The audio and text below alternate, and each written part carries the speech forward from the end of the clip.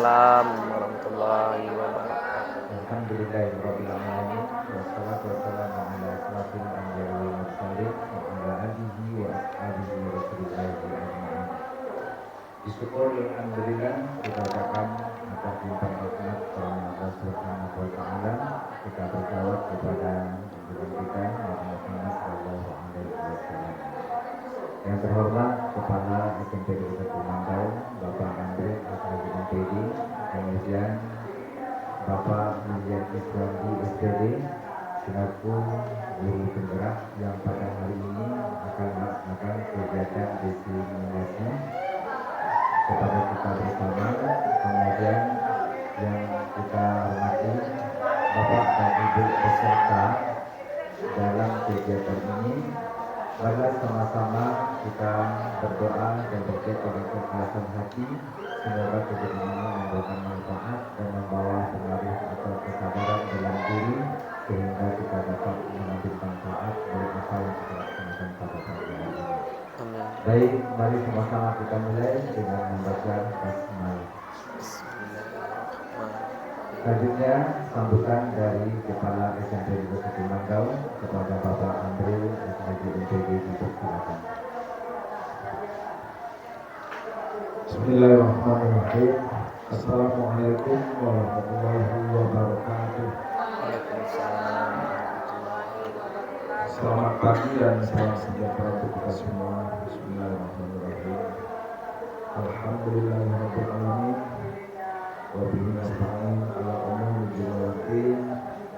Asyhadu an la ilaha illallah wa haqqul mubin wa asyhadu anna Muhammadar Rasulullah sallallahu alaihi wasallam. Yang sangat dihormati dan kita banggakan saudara kita Mahdi Iswandi SPD, calon guru penggerak angkatan ke-10. Seterusnya yang kita hormati bapak-bapak, ibu-ibu yang ikut dalam acara diseminasi pada pagi hari ini. Alhamdulillah, bersyukur kita kepada Allah SWT atas limpahan rahmat dan karunia kepada kita bersama, sehingga pada momen yang sangat penting, momen yang sangat bermanfaat ini dapat kita hadir untuk mengikutinya. Salam dan salam buat baginda Rasul Muhammad SAW. Allahumma shalli ala sayyidina Muhammad wa ala ali sayyidina Muhammad. Pada kesempatan ini tentu Bapak sangat bahagia dan berbangga sekali dengan kegiatan ini, bahwasanya kegiatan ini merupakan kegiatan yang sungguh sangat bermanfaat buat sekolahnya secara umum dan tentunya buat pribadi Pak Lili sendiri dalam rangka mensukseskan program CGP. Kita ketahui Bapak Ibu bahwa salah satu dari sesi atau tahapan dari program CGP ini adalah program diseminasi. Artinya CGP ini mencoba menyebarkan, menyampaikan apa yang sudah mereka raih kepada kita bersama. Untuk sekarang seperti yang kita ketahui bahwa ada namanya yang disampaikan Pak Lili itu budaya positif. Mereka mengambil itu budaya positif. Nah, ini yang akan coba disampaikan nanti. Bapak berharap semoga program ini budaya positif ini benar-benar menjadi karakter seharian kita. Itu kita harapkan. Dan Bapak yakin tentu budaya positif ini sangat bermanfaat terutama bagi Pak Lili sendiri sebagai CGP, bermanfaat untuk dirinya dan juga bisa mensukseskan beliau dari CGP menjadi GP. Insya Allah. Amin. Kemudian juga bermanfaat buat kita bersama. Ini yang sangat penting. Artinya apa yang Pak Diri dapatkan nanti kita juga akan menikmati bersama-sama dan ini akan disampaikan, akan ditularkan kepada kita bersama. Bagaimana budaya positif itu? Bukan hanya omong-omong bahasa sekarang ya, bukan saja dalam sebatas kata-kata, tapi budaya positif itu hendaknya sudah menjadi karakter, sudah menjadi seharian ya, kebiasaan dalam lingkungan sekolah kita. Terima kasih Pak Elia, mudah-mudahan program ini bermanfaat dan insya Allah akan lebih memberikan faedah yang banyak buat kita bersama. Amin. Baik, dengan mengucapkan bismillahirrahmanirrahim, kegiatan diseminasi ya, kegiatan diseminasi ya, kegiatan apa? Diseminasi penyebaran pemahaman budaya positif ini menjadi secara resmi terbuka. Mudah-mudahan bermanfaat buat kita bersama. Terima kasih. Assalamualaikum warahmatullahi wabarakatuh. Waalaikumsalam warahmatullahi wabarakatuh. Baik, terima kasih Bapak Amril SAGMPD yang telah membuka kegiatan diseminasi ini. Jadi sebelum saya serahkan kepada Bapak William Iswandi, sebagaimana yang kami yakin Bapak dan Ibu sudah memahami apa itu diseminasi, yaitu satu proses ya penyebaran informasi, ide, gagasan, inovasi. Yang di sini tentunya harapannya adalah menumbuhkan kesadaran. Bagaimana kita mampu memanfaatkan informasi, ide, dan inovasi yang disebarkan, yang disampaikan oleh Pak William Iswandi tersebut. Nah, terkait dengan budaya positif ini, yaitu keyakinan, nilai-nilai, kebiasaan yang berpusat di Pak William.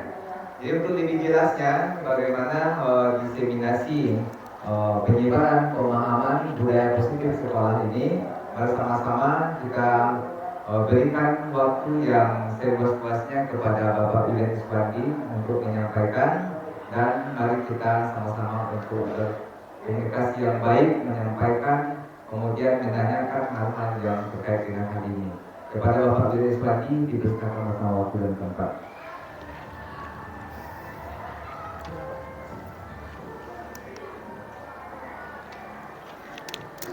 Izin Pak, jom.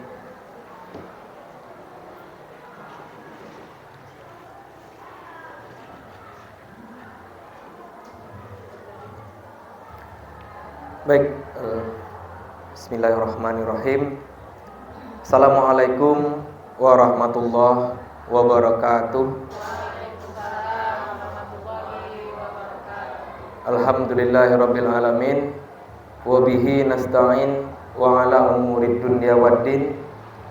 Asyhadu an la ilaha illallah, asyhadu anna Muhammadan abduhu wa rasuluh, sallallahu alaihi wasallam, la nabiyya ba'da, amma ba'du. Puji syukur marilah sama-sama kita ucapkan kehadiran Allah Subhanahu wa taala yang sampai detik ini masih melimpahkan rahmat dan karunia-Nya kepada kita bersama, sehingga kita dapat hadir bersama-sama mengikuti kegiatan diseminasi atau penyebaran pemahaman budaya positif sekolah yang kita laksanakan pagi yang berbahagia ini. Selawat bering salam tak bosan-bosannya kita hadiahkan buat junjungan alam yang Habibullah Muhammad sallallahu alaihi wasallam dengan mengucapkan Allahumma sholli ala sayyidina Muhammad wa ala ali sayyidina Muhammad. Semoga dengan terusnya kita bersalawat kita mendapatkan syafaat di yaumil mahsyar nanti. Amin amin ya rabbal alamin. Yang terhormat Kepala UPT Satuan Pendidikan SMP Negeri 1 Mandau, Bapak Amril SAG MPD. Yang terhormat Bapak Ibu Wakil Kepala UPT Satuan Pendidikan SMP Negeri 1 Mandau, dan seterusnya yang saya banggakan Bapak Ibu rekan majelis guru yang hadir pada kesempatan yang berbahagia ini. Terima kasih sebelumnya saya ucapkan kepada Bapak dan Ibu semuanya yang telah meluangkan waktu untuk dapat hadir bersama-sama mengikuti kegiatan yang kita laksanakan pada pagi hari ini. Meskipun sebenarnya kegiatan ini adalah tugas saya secara individu sebagai calon guru penggerak angkatan 10 Kabupaten Bengkalis. Namun tentunya ini tentu punya manfaat baik kepada Bapak dan Ibu, terutama untuk saya sendiri, agar apa yang saya pelajari selama mengikuti kegiatan program calon guru penggerak ini, Bapak dan Ibu juga mendapatkan kecipratan ilmunya sedikit-sedikit. Nah, begitu lebih kurang Bapak dan Ibu. Artinya meskipun saya pribadi yang mengikuti kegiatan ini, Bapak dan Ibu juga paling tidak merasakan dampaknya atau tahu apa sih yang dipelajari oleh Pak Willy selama mengikuti program calon guru penggerak angkatan 10 ini. Jadi Bapak dan Ibu, kegiatan ini tentunya nanti ada hal-hal yang berbau budaya positif, mana tahu ini menjadi inspirasi bagi Bapak Ibu untuk dapat diterapkan di kelasnya masing-masing atau di lingkup sekolah kita secara umum. Oke, Bapak dan Ibu, mengawali kegiatan kita hari ini, mari sama-sama kita mengucapkan basmalah. Bismillahirrahmanirrahim. Ya. Baiklah, Bapak dan Ibu, kegiatan diseminasi penyebaran pemahaman budaya positif sekolah adalah salah satu materi yang saya pelajari, atau sebagian besar materi yang saya pelajari selama mengikuti pendidikan calon guru penggerak angkatan 10 Kabupaten Bengkalis ini. Adapun hal-hal yang berhubungan dengan materi ini nantinya adalah budaya-budaya atau kebiasaan-kebiasaan yang mungkin kita terapkan, atau hal-hal yang menyangkut atau yang terkait dengan budaya positif di sekolah kita.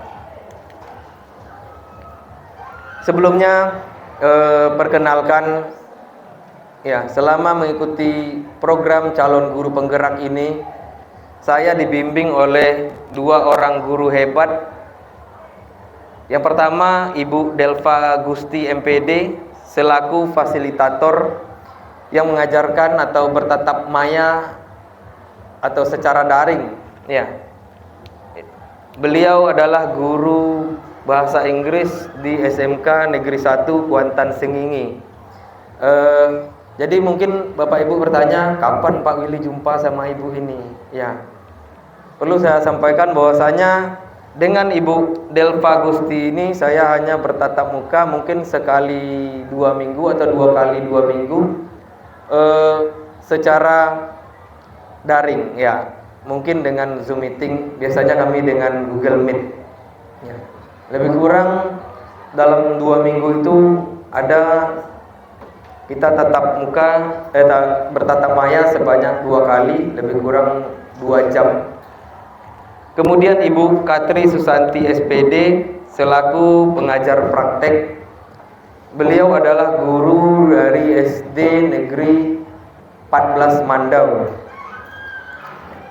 Jadi kalau Bapak dan Ibu nanti berjumpa dengan beliau, datang mungkin ke sekolah kita jumpa, ya berarti beliau adalah pengajar praktek saya.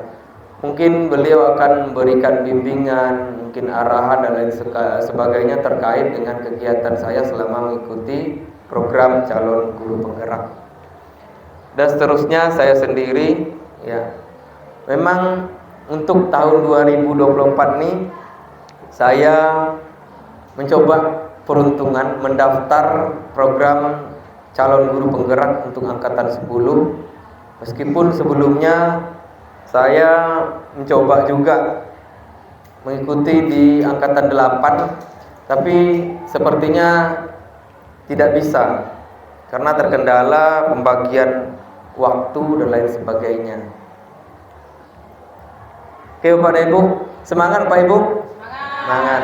Oke, kita awali dengan tepuk tangan lah bagi ini untuk kita semuanya. Oke, baik Bapak Ibu, kita mulai kegiatannya. Oke Pak, terima kasih Pak. Jadi Bapak dan Ibu, kita mulai kegiatan ini dengan pertanyaan pemantik. Ya. Boleh Bapak dan Ibu memikirkan jawabannya. Apa itu budaya sekolah? Kata kuncinya adalah budaya. Kemudian mengapa budaya sekolah itu penting? Ya. Mungkin Bapak Ibu ada yang bisa menjawab?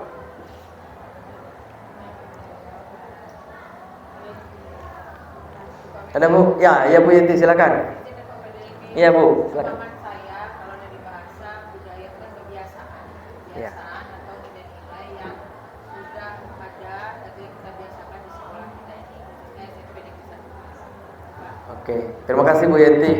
Kita kasih juga tepuk tangan untuk Bu Yanti. Budaya menyangkut kebiasaan-kebiasaan yang kita terapkan di sekolah kita. Seperti itu lebih kurang ya Bu Yanti ya. Kemudian mengapa budaya sekolah itu penting? Ada Bapak Ibu yang menjawab? Oke, kalau tidak ada, mari kita amati bersama-sama. Budaya itu biasanya terkait dengan nilai-nilai, kebiasaan-kebiasaan, kemudian keyakinan-keyakinan. Tapi umumnya budaya ini positif ya Bapak dan Ibu. Karena ada sebagian orang mengatakan hal-hal yang negatif sudah membudaya seperti itu. Itu bukan budaya sebenarnya. Misalkan budaya-budaya yang ada di daerah kita, itu sebenarnya kebiasaan-kebiasaan yang positif biasanya yang kita anggap itu sebagai budaya. Yang negatif itu sebenarnya bukan budaya. Jadi budaya sekolah adalah nilai-nilai, keyakinan-keyakinan dan kebiasaan-kebiasaan yang diterapkan di sekolah. Jadi kebiasaan-kebiasaan baik yang sudah kita terapkan dari tahun ke tahun, dari dulu hingga sekarang, itu bisa dikatakan sebagai budaya positif. Apa contohnya Bapak Ibu? Apa budaya sekolah kita yang dari dulu sampai sekarang masih kita terapkan? Menyambut siswa di depan kelas, bahkan di depan gerbang mungkin atau di depan kelas. Bahkan kegiatan itu semenjak kita jadi siswa dulu juga sudah dilakukan oleh guru-guru kita. Jadi hal-hal yang positif itu perlu kita warisi, kita jadikan itu sebagai budaya. Kemudian mengapa budaya itu penting? Pertanyaan yang kedua tadi. Untuk menjawab itu, mari kita perhatikan kalimat berikut. Budaya sekolah ini sangat penting dalam membentuk karakter peserta didik. Jadi intinya budaya-budaya yang kita terapkan di sekolah itu adalah ujungnya atau outputnya adalah membentuk karakter peserta didik nantinya. Kalau di sekolah kita apa lagi kira-kira budaya positif sekolah? Budaya 5S. Salam, senyum, sapa, sopan, santun. Nah, budaya itu dari dulu-dulunya sudah kita terapkan di sekolah kita, dan kita mungkin sekarang sifatnya ada yang mewarisi saja. Oke Pak dan Ibu. Kemudian inilah konsep-konsep inti dalam menciptakan budaya positif. Ini adalah salah satu kumpulan materi yang dipelajari pada program calon guru penggerak. Yang pertama teori-teori tentang kontrol atau memanage peserta didik. Kemudian yang kedua disiplin positif, nilai-nilai kebajikan. Berikutnya kebutuhan dasar manusia, motivasi perilaku manusia, posisi kontrol guru, keyakinan kelas, dan segitiga restitusi. Kedelapan semua materi ini mereka saling terkait, punya keterkaitan antara satu dengan yang lainnya. Oke, mari Bapak dan Ibu kita bahas satu persatu.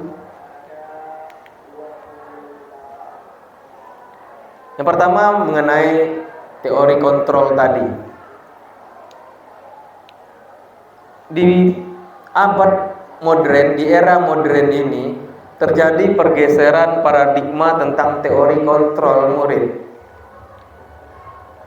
Ada menurut Dr. William Glasser, ini kebetulan sama pula nih namanya Bapak Ibu. Bukan sengaja ya Bapak Ibu ya. Ini kebetulan. Jadi ada beberapa miskonsepsi atau kesalahan konsep kita tentang teori kontrol murid. Yang pertama adalah ilusi guru mengontrol murid. Guru mengontrol murid itu dikatakan hanya sebagai sebuah ilusi, kata William Glasser. Kenapa hanya ilusi? Tahu Bapak Ibu ilusi? Hayalan, angan-angan. Ya. Hayalan, angan-angan saja. Kenapa dikatakan hanya angan-angan saja? Siswa atau peserta didik atau murid adalah makhluk atau manusia yang merdeka. Tidak sepenuhnya bisa kita awasi, walaupun murid peserta didik itu kita contohkan sebagai anak kita sendiri. Jadi hanya tidak seluruh aktivitasnya bisa kita kontrol atau kita kendalikan. Bahkan jika dipaksakan mengontrol itu, malahan itu akan berdampak buruk. Nah, jadi menurut William Glasser, mengontrol murid itu katanya hanya sebuah ilusi, angan-angan.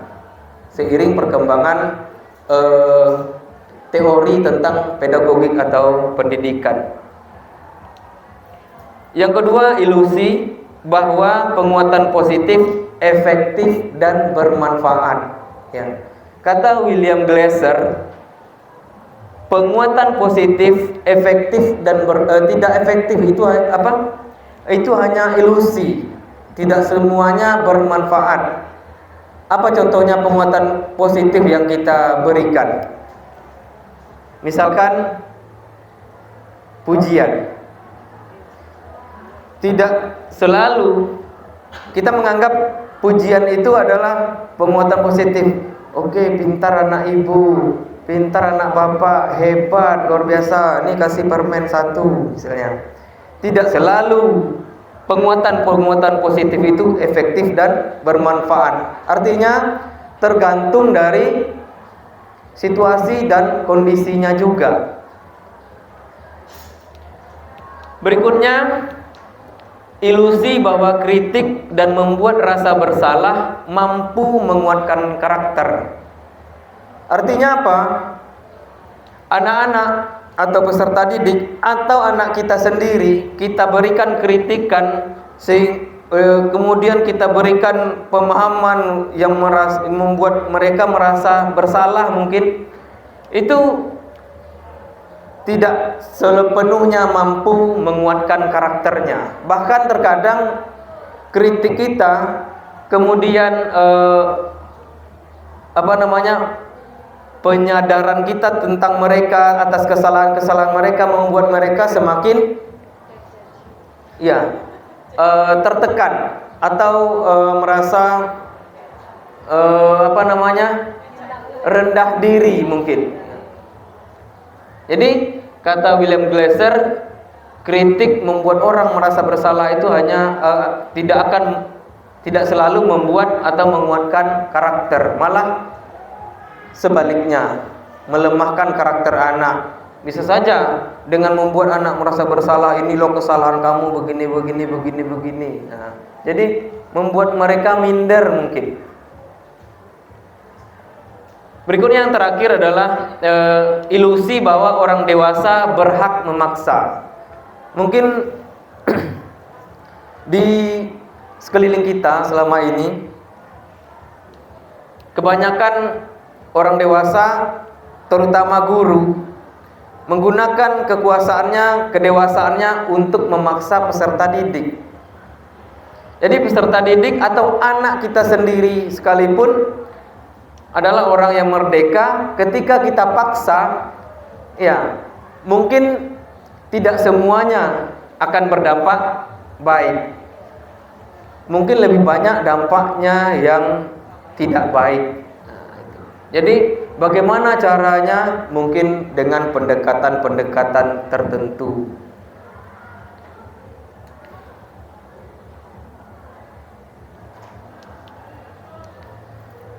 Sampai di sini ada pertanyaan Bapak dan Ibu? Bisa dipahami Pak dan Ibu? Ini teorinya baru. Kemudian yang kedua, materi yang kedua adalah disiplin positif. Disiplin positif adalah cara penerapan disiplin yang bertujuan menumbuhkan kesadaran serta memberdayakan anak untuk melakukan sesuatu tanpa sogokan, ancaman maupun hukuman. Jadi disiplin positif itu Bapak dan Ibu, jangan kita embel-embeli dengan sogokan, ancaman maupun hukuman. Untuk menerapkan disiplin positif, kita perlu memberikan mereka kesadaran. Artinya motivasinya muncul dari dalam diri mereka sendiri. Jangan kita berikan dari luar. Jangan kita iming-iming anak-anak. Nanti kalau juara 1 mama belikan sepeda.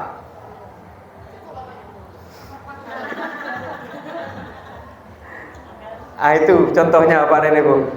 Kalau dalam ilmu disiplin positif, sogokan semacam itu bukan motivasi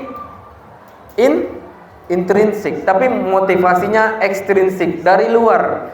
Ketika tidak dikasih sepeda atau ketika tidak dikasih hadiah, anak-anak tidak mau lagi untuk mencapai apa yang kita inginkan itu. Misalkan prestasi dan lain sebagainya. Kemudian ancaman.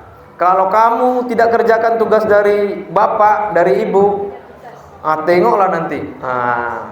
Itu kan adalah sebuah ancaman. Bapak jamin kamu tidak naik kelas, ibu jamin kamu tinggal kelas. Macam-macam lah ya Bapak Ibu ya. Atau bapak gagalkan, ibu gagalkan nilai kamu untuk semester ini. Jadi hal-hal semacam itu bukanlah sebuah disiplin positif. Kemudian hukuman, apalagi hukuman di seiring perkembangan ilmu pendidikan, hukuman demi hukuman, kemudian hal-hal yang berbau dengan hukuman itu semakin dihilangkan. Kalau dulu kita kena jewer sama orang tua kita di sekolah, itu adalah hal yang biasa. Kita lapor di rumah, jangan coba-coba Bapak dan Ibu. Ada tambahnya, bonus dari rumah nanti. Atau kalau waktu sekolah dulu dihukum oleh guru, bukannya kita ngadu ke rumah, bukan yang dapat pembelaan, tapi sebaliknya, tambahan bonusnya, ya mungkin bonusnya 100% gitu, atau 50% bonusnya. Oke. Berikutnya adalah cara penerapannya dengan mengajarkan anak bertanggung jawab dan menumbuhkan kesadaran diri berdasarkan nilai-nilai kebajikan. Tapi kita lebih ditekankan untuk memberikan kesadaran kepada anak-anak kita agar dia mampu berbuat, mampu berperilaku sesuai keinginan kita, sesuai dengan nilai-nilai yang ada atau norma yang ada. Kemudian dengan cara membuat murid memahami dan menyadari berdasarkan motivasi intrinsiknya. Jadi motivasinya berasal dari dalam diri anak kita. Baik itu anak kita sendiri mungkin Bapak dan Ibu. Jadi kalau bisa disiplin kebiasaan-kebiasaan positif, misalkan kita mulai menerapkan disiplin kepada anak perempuan di rumah, untuk setiap hari dia bertanggung jawab untuk mencuci piring misalnya. Jangan kita biasakan dengan memberikan sogokan. Kalau cuci piring bersih hari ini kita makannya di mansi, di mall. Nah, misalnya ketika tidak ada sogokan ini lagi, tidak dikerjakannya lagi.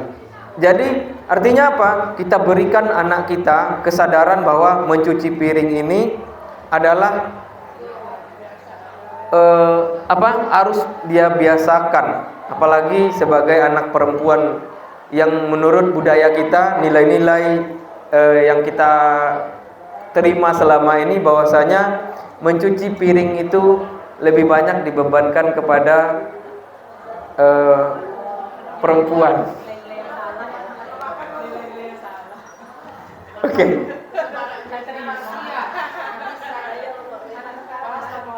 Oke, lanjut. Sampai di sini ada pertanyaan Bapak Ibu?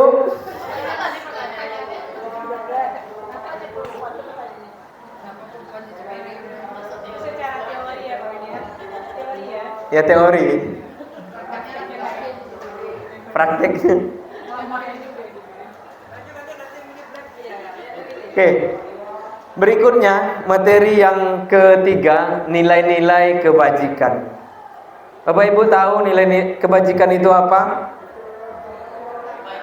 Kebaikan, ya. Nilai-nilai kebaikan yang mungkin selama ini kita pahami, kita terima bahwa itu memang sebuah kebaikan.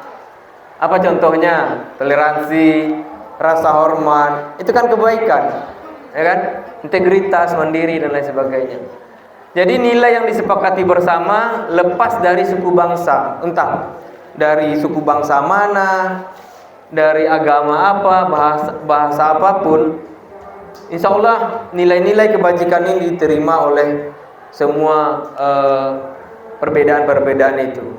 Budaya, bangsa, agama, bahasa, terima. Contoh nilai kebajikan institusi atau organisasi. Kalau kita sekarang kita pakai adalah profil pelajar Pancasila. Ya. Apa saja elemennya? Yang pertama, beriman, bertakwa pada Tuhan Yang Maha Esa dan berakhlak mulia. Ya. Kita di e-rapor, ngisi rapor, nilai-nilai beriman dan bertakwa kepada Tuhan Yang Maha Esa maupun berakhlak mulia itu biasa kita tuangkan dalam penilaian karakter atau sikap. Kemudian berkebinekaan global, gotong royong, mandiri, kreatif, dan bernalar kritis. Jadi ada 6 nilai-nilai pada profil pelajar Pancasila. Kemudian EBO Primary Years Program atau PYP. Ya. Jadi Menurut IBO Primary, IBO PYP ini ada beberapa nilai-nilai kebajikan. Yang pertama toleransi, berikutnya rasa hormat, integritas, mandiri, menghargai, antusias, empati, keingintahuan, kreativitas, kerjasama, percaya diri, maupun komitmen. Mungkin juga nilai-nilai kebajikan ini menjadi salah satu nilai perilaku kita sebagai seorang guru atau seorang pegawai. Kemudian keterampilan hidup, ya, atau life skill, dapat dipercaya, lurus hati, pendengar, ya. Begitu juga dalam kita menyusun perangkat pembelajaran, biasanya nilai-nilai apa yang perlu diterapkan oleh peserta didik kita dengan mempelajari ini. Pertama, biasanya kita buat jujur, bertanggung jawab, bekerja sama, dan lain sebagainya. Jadi setiap pembelajaran ada nilai-nilai yang seharusnya kita terapkan di samping peserta didik kita atau siswa kita memahami materi yang kita pelajari. Sampai di sini ada pertanyaan Bapak dan Ibu?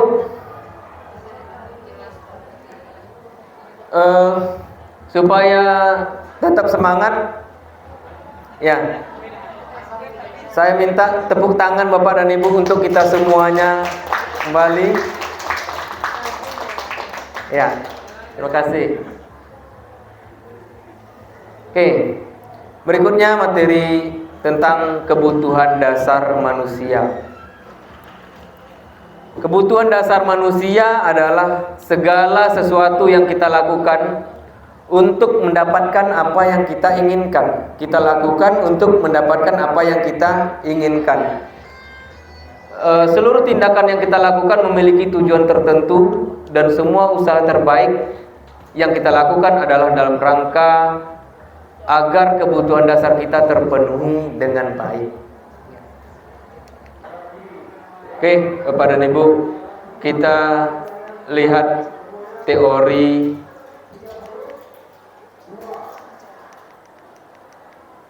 kebutuhan dasar manusia tadi. Ya, ada 5 kebutuhan dasar manusia. Ini juga berlaku tidak hanya di sekolah, tapi juga kita sebagai manusia yang dewasa. Kita biasanya melakukan sesuatu, ada alasannya. Salah satunya adalah kesenangan. Kemudian yang pertama dulu bertahan hidup, ya Bapak Ibu ya. Bertahan hidup. Kemudian untuk cinta dan kasih sayang, entah kepada siapa, baik kepada sesama, kepada keluarga, pada rekan atau kawan, maupun antara sepasang kekasih mungkin. Kemudian penguasaan, kebutuhannya untuk memenuhi keinginan berkuasa. Kemudian kebebasan dan kesenangan. Kita lihat satu-satu. Itu kebutuhan untuk bertahan hidup atau survival. Ada seseorang atau mungkin kita mengambil tindakan atau perilaku karena kita alasannya adalah salah satunya untuk bertahan hidup. Sebagai contoh, kalau di sekolah ada anak yang mungkin suka minta makanan temannya, suka minta duit teman-temannya. Ada kemungkinan anak ini memang tidak dikasih jajan sama orang tuanya, atau memang belum makan dari pagi, lapar, tak bawa makanan. Nah, jadi demi memenuhi kebutuhan hidupnya, anak ini rela mungkin meminta makanan temannya, memaksa temannya ngasih duit dan lain sebagainya. Kemudian karena cinta dan kasih sayang, ya. Jadi kita berbuat sesuatu ada salah satunya landasannya karena cinta dan kasih sayang. Begitu juga dengan anak didik kita di sekolah mungkin. Ada anak-anak yang mungkin kurang mendapatkan perhatian di rumah sama orang tuanya. Jadi perhatian, cinta dan kasih sayang ini tidak mereka dapatkan di rumah, mereka berupaya mencari perhatian, cinta dan kasih sayang dari gurunya mungkin, dari temannya mungkin, dan lain sebagainya.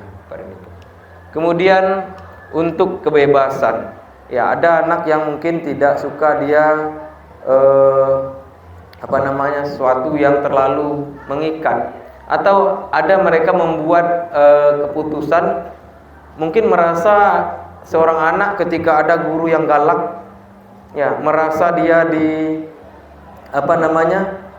dikekang di dalam kelas, jadi keluar masuk, atau keluar tak masuk lagi. Nah, bisa jadi karena mereka dengan keluar itu merasa bebas dari tekanan-tekanan dari gurunya mungkin. Begitu juga dengan yang berikutnya tentang kesenangan. Ada alasan kita melakukan sesuatu dan juga anak melakukan sesuatu hanya untuk kesenangan. Ya, misalkan ada anak yang mungkin kesenangannya itu di bidang seni, di bidang lain dia biasa-biasa saja, tak aktif. Ketika belajar seni, aktif luar biasa. Jadi kebutuhan kesenangannya di situ, melalui hobinya disalurkannya. Atau anak yang hobinya olahraga, kita paksa belajar fisika, ya, peluru ditembakkan dengan kecepatan sekian meter per second, ya, buatlah diagram atau gambar dari peluru ditembakkan sampai dia jatuh ke tanah lagi. Kita akan connect anak-anak yang suka dengan mungkin olahraga, ya, karena bukan kesenangan dia mungkin.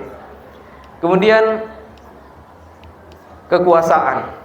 Ada anak-anak kita lihat dia ingin merasa ingin memiliki kekuasaan di kelas. Dia ingin menguasai seluruh teman-temannya, ingin menjadi orang paling hebat di kelas itu. Ya. Kalau dalam agama motivasinya harta, tahta, wanita mungkin. Itu bagi laki-laki.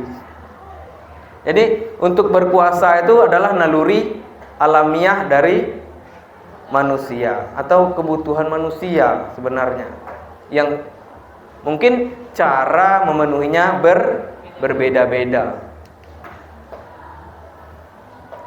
Lanjut, motivasi perilaku manusia. Ada motivasi eksternal, motivasi intrinsik atau motivasi internal. Ya, kita lihat motivasi eksternal untuk menghindari ketidaknyamanan, perilaku atau hukuman. Kemudian untuk mendapatkan imbalan atau penghargaan. Ini adalah motivasi yang muncul dari luar. Ketika kita dikasih imbalan, baru kita mau melakukan sesuatu. Ketika kita dikasih hukuman, ya, atau ancaman hukuman, baru kita mau melakukan sesuatu. Jadi ini motivasinya sifatnya eksternal, seperti yang disampaikan di awal tadi. Kalau bisa, ya, kita tekankan kepada anak didik kita ketika mengajar, baik itu bagaimana dia bisa disiplin, kemudian bisa mereka santun. Itu motivasinya muncul dari dalam dirinya sendiri. Mereka menganggap nantinya ini adalah kebutuhan, saya harus seperti ini, gitu. Bukan guru saya inginnya saya seperti ini, kan, tapi maunya muncul dari dalam dirinya sendiri. Jadi motivasi intrinsik ini untuk menjadi orang yang diinginkan dan menghargai diri sendiri dengan nilai-nilai yang dia percaya. Tapi nilai-nilai ini kita yang ajarkan dulu, Bapak dan Ibu. Kita yang menanamkan dulu kepada anak didik kita. Kenapa kita harus jujur? Anak kita harus tahu kenapa kita harus berbuat jujur, gitu. Lanjut berikutnya, ya, jenis-jenis, ada hukuman, konsekuensi, restitusi. Ya, kalau hukuman itu tidak terencana, tiba-tiba umumnya. Kemudian murid tidak tahu apa yang terjadi, tidak dilibatkan dalam menyusun sebuah peraturan yang melibatkan hukuman. Kemudian hukuman ini biasanya berupa fisik maupun psikis. Lanjutnya konsekuensi. Ini berbeda ya Pak Ibu ya, hukuman, konsekuensi, restitusi. Kalau konsekuensi ini lebih terencana, disepakati di awal. Kalau kamu nanti terlambat, apa kira-kira konsekuensinya? kalau saya terlambat nanti Pak, kalau kita terlambat, mungkin kita ada kegiatan khusus. Kalau olahraga, misal kita olahraga lari keliling lapangan dulu. Kalau olahraga biasa. Kalau kita guru IPS, saya guru IPS menerapkan itu, terlambat anak saya suruh lari di keliling lapangan, tak jumpa dia, itu termasuk kepada hukuman. Tergantung situasi juga Bapak Ibu. Tapi kalau dalam olahraga, kawan-kawannya sudah selesai lari keliling lapangan, jadi dia harus lari keliling lapangan sendiri sebagai bagian dari kegiatan pemanasan misalnya. Itu bukanlah sebuah hukuman. Kemudian murid tetap dibuat tidak nyaman. Konsekuensi yang diterima oleh murid tetap saja biasanya membuat murid tidak nyaman. Ketika dia mungkin dipisahkan dari kawannya, seperti yang saya contohkan tadi, anak yang sedang olahraga, kawan-kawannya sudah mulai melakukan aktivitas olahraga ke materi inti, sementara dia sendiri harus lari keliling lapangan, tetap saja membuat dia tidak nyaman. Dia nyamannya bagaimana? Sama-sama dengan kawannya ikut kegiatannya. Kemudian sikap guru selalu memonitor murid. Lanjut berikutnya, yang terakhir adalah restitusi. Jadi yang restitusi ini yang paling tinggi levelnya dibandingkan hukuman konsekuensi. Proses menciptakan kondisi bagi murid untuk memperbaiki kesalahannya. Jadi murid nanti berupaya memikirkan solusi dari permasalahan yang mereka hadapi, atau murid atau siswa kita memikirkan bagaimana solusi dari masalah solusi dari masalah yang mereka hadapi. Kemudian prosesnya kolaboratif yang mengajarkan murid untuk mencari solusi sendiri. Tidak harus solusinya dari guru. Kalau konsekuensi berarti solusinya biasanya dari guru. Tapi kalau restitusi, apa kira-kira langkah atau bagaimana lebih baik, bagaimana caranya supaya ini tidak terulang lagi di masa yang akan datang gitu. Nah, pertanyaan-pertanyaan seperti itu mungkin lebih mengarah ke restitusi. Lanjut, ada 5 posisi kontrol guru. Materi berikutnya ya Bapak Ibu ya. Yang pertama sebagai penghukum, kemudian pembuat merasa bersalah, sebagai teman, sebagai pemantau, dan sebagai manajer. Kelima posisi ini bisa saja kita perankan kepada siswa kita ketika menghadapi masalah. Namun di antara posisi yang 5 ini, yang paling baik adalah posisi sebagai seorang manajer. Nanti kita lihat penjelasannya satu-satu. Kita lihat contoh penerapan 5 posisi kontrol yang 5 tadi. Kasusnya adalah siswa tidak memakai atribut lengkap saat upacara bendera. Ketika kita sebagai penghukum, langsung kita berikan hukuman hormat bendera 1 jam. Berarti kita memposisikan diri sebagai penghukum. Kemudian pembuat merasa bersalah akan misalnya memberikan beberapa kali, ibu bapak harus memberitahu kamu selalu mengecewakan ibu bapak gitu.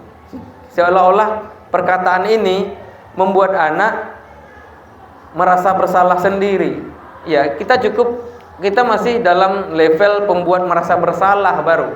Jadi bagaimana lah bapak mau ngomong sama kamu lagi ya? Nah, udah berkali-kali bapak bilang, ibu bilang, kamu enggak juga apa. Itu adalah membuat anak merasa bersalah. Kita memposisikan diri sebagai pembuat merasa bersalah.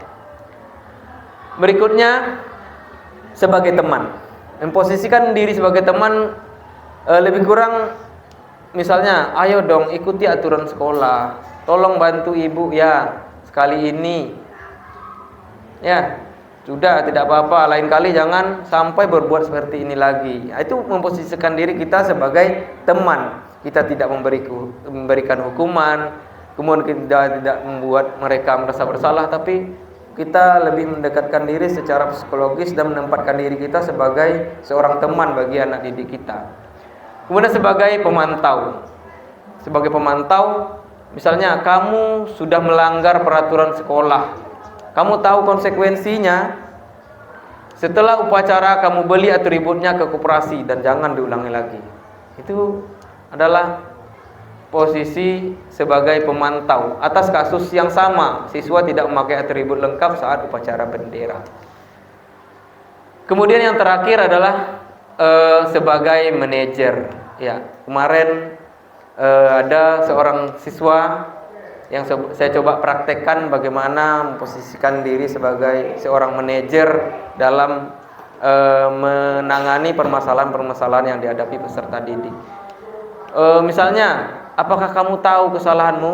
Ya, kita nanyakan kesalahannya. Kalau memang tahu, apa kira-kira solusi dari permasalahan ini? Atau bagaimana kamu memperbaiki kesalahanmu? Nah, jadi kita lempar kepada siswa bagaimana solusi yang paling pas menurut mereka. Tapi tidak selalu ya Bapak dan Ibu. Posisi-posisi ini kadang ada yang kita terapkan sebagai manajer tidak efektif. Banyak hal tergantung situasi dan kondisinya juga. Lanjut. Budaya positif berikutnya adalah tentang keyakinan kelas. Pertanyaannya, mengapa keyakinan kelas? Mengapa bukan peraturan kelas? Ada ya Bapak Ibu yang bisa jawab? Kenapa keyakinan kelas? Kenapa bukan peraturan kelas yang kita buat di kelas kita? Misalnya Bapak Ibu mengajar di kelas 71, keyakinan kelasnya seperti ini, begini. Ya. Kenapa tidak aturan? Kalau peraturan nanti apanya kalau misalnya nggak dipatuhi begini nanti ke hukuman. Iya. Karena hukuman kita lihat seperti yang Pak Wi sampaikan tadi, itu nanti efek negatifnya lebih banyak ke anak-anak murid kita gitu. Ya, jadi menjadi budaya yang kurang baik juga nanti menjaga karakter anak. Oke. Ya, makasih Bu Yenti. Kalau kata Bu Yenti tadi, kalau kita buat aturan tentu ada hukumannya. Kita mendambakan di kelas itu anak itu memiliki motivasi intrinsik dari dalam dirinya. Ketika kita berikan hukuman, berarti anak-anak berusaha untuk menghindari hukuman itu. Nah, baru mereka melakukan apa yang kita minta. Jadi kalau bisa kita buat mereka keyakinan atau kesepakatan bagaimana solusi jika terjadi hal-hal yang mungkin di luar nilai-nilai yang bisa kita terima secara universal dalam kelas. Oke. Bagaimana membentuk keyakinan kelas ini? Perlu kita ketahui bahwa keyakinan kelas ini bersifat abstrak. Aturannya abstrak.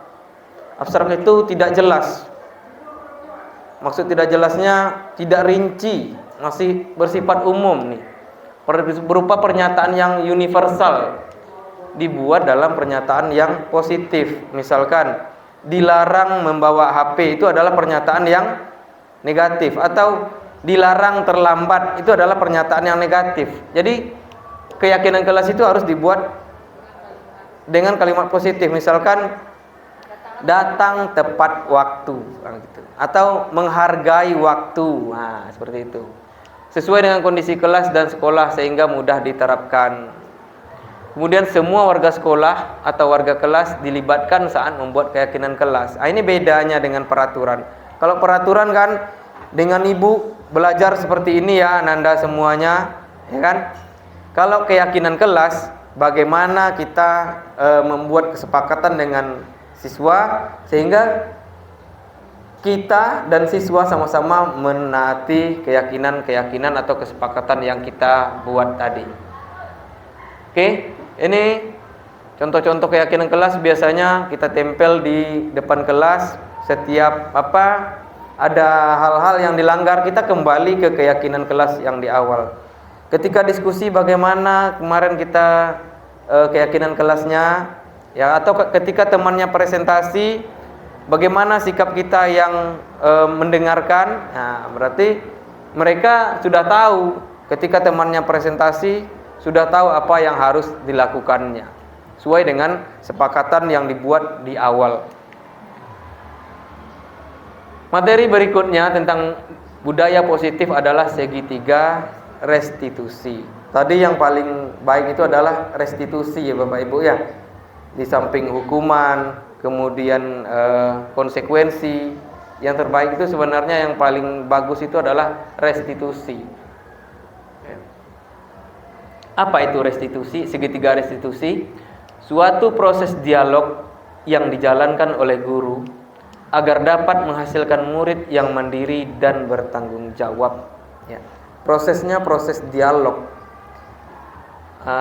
Tapi ada tahapan-tahapannya. Mulai dari menstabilkan identitas, memvalidasi tindakan yang salah, kemudian baru menanyakan keyakinan, kembalikan kepada keyakinan. Jadi awalnya kuncinya adalah keyakinan, kita buat dari awal dulu.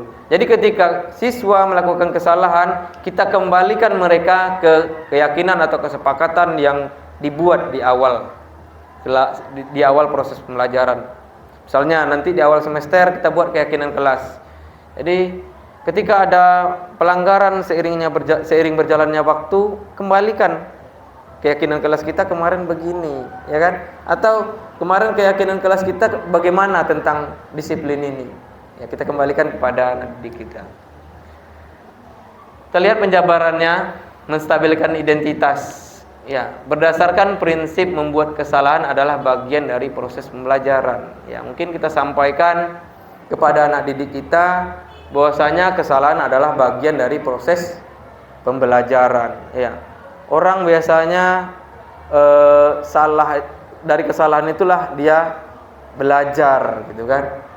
Jadi contoh-contoh statement atau pernyataan yang sesuai, misalkan berbuat salah itu wajar loh nak, ya kan. Kemudian tidak ada manusia yang sempurna. Ya, semua orang pernah salah, termasuk bapak juga dulu pernah salah, termasuk juga ibu dulu pernah salah, ya kan.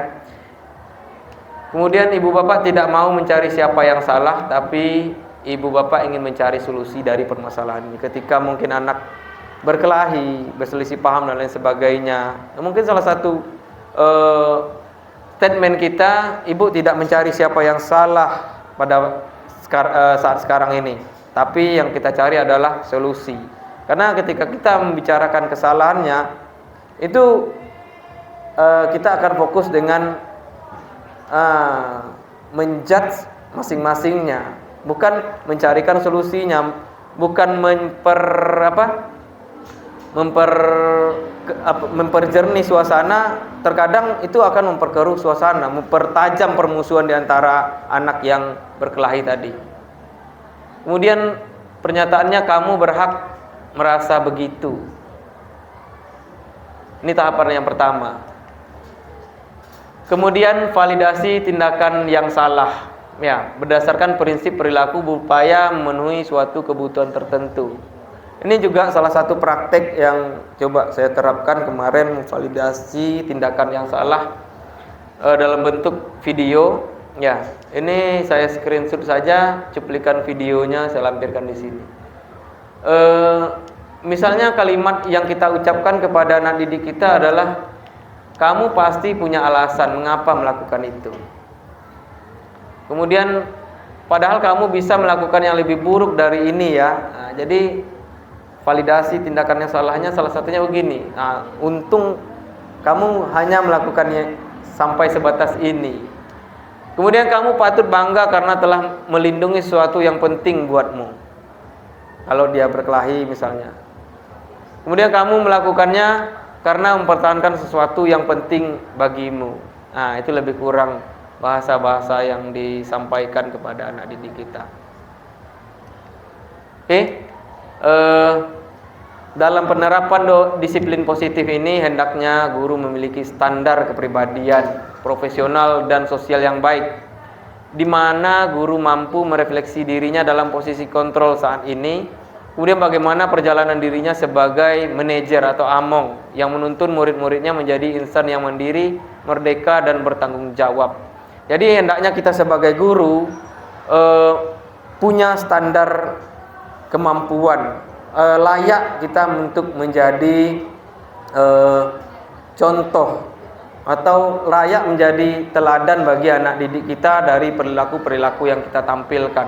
Ya, mulai dari kepribadian, sosial, profesional. Kalau kita guru kan pedagogik, sosial, profesional, ya kan? kemudian kepribadian. Itu komponen yang tidak bisa kita lepaskan dalam posisi atau dalam mengemban amanah sebagai seorang guru. Baiklah Bapak dan Ibu, terima kasih atas perhatian Bapak dan Ibu. Jika ada kritik dan saran, pertanyaan, dipersilahkan kepada Bapak dan Ibu semuanya.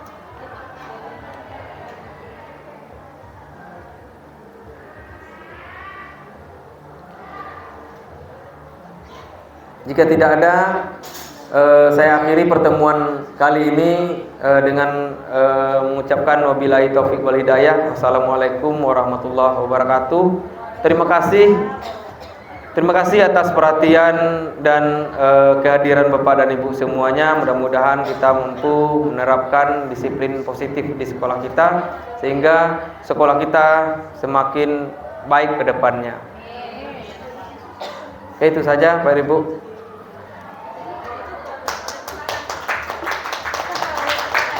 Oh ya, tepuk tangan untuk kita semuanya.